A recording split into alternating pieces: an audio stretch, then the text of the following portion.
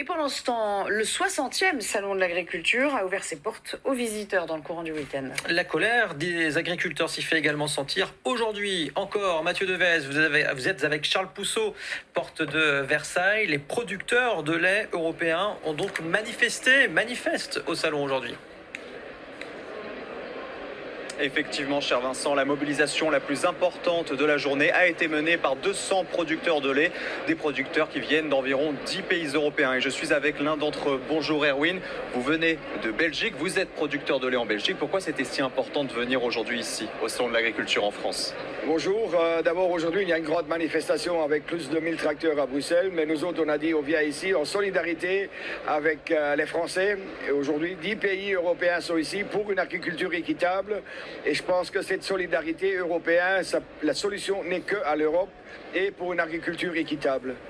Vous parlez d'agriculture équitable, c'était effectivement votre slogan, le lait au juste prix, le lait au prix équitable. C'est pas le cas aujourd'hui, pourquoi ? Non, c'est pas le juste prix. Pour nous, un prix, c'est un prix qui couvre les coûts de production, inclut une rémunération pour notre salaire. Je pense que c'est ça qu'on doit avoir si on veut maintenir les jeunes agriculteurs et donner un avenir.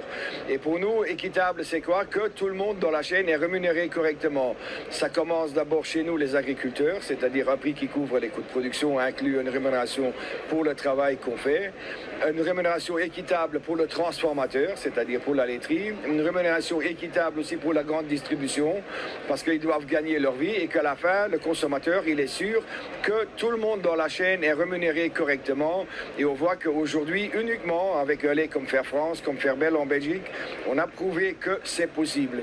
Et aujourd'hui, en quoi Bruxelles et l'Union européenne plus largement est le nerf de la guerre?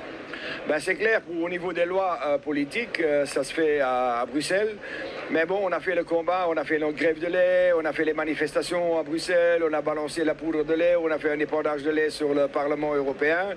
Mais on voit que quand même, les décideurs politiques, ils veulent aller vers une libéralisation. Et nous autres, on veut aller vers une régulation. Et le monde agricole, il n'est pas d'accord entre eux. Et c'est pour ça qu'aujourd'hui, on a montré, et regardez, il y a une solidarité entre les différents pays européens pour un projet de commercialisation, parce qu'on doit reprendre la commercialisation dans la main de nous, les agriculteurs, pour aussi convaincre le consommateur.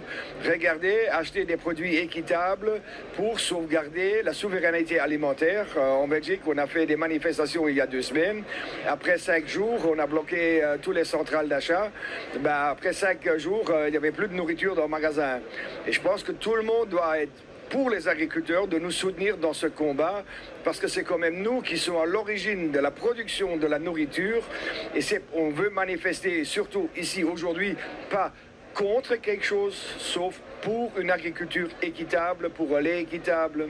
Merci beaucoup Erwin. Erwin qui est donc producteur de lait en Belgique et qui a fait le chemin ce matin depuis la Belgique pour arriver ici avec une trentaine d'autres producteurs de lait belges.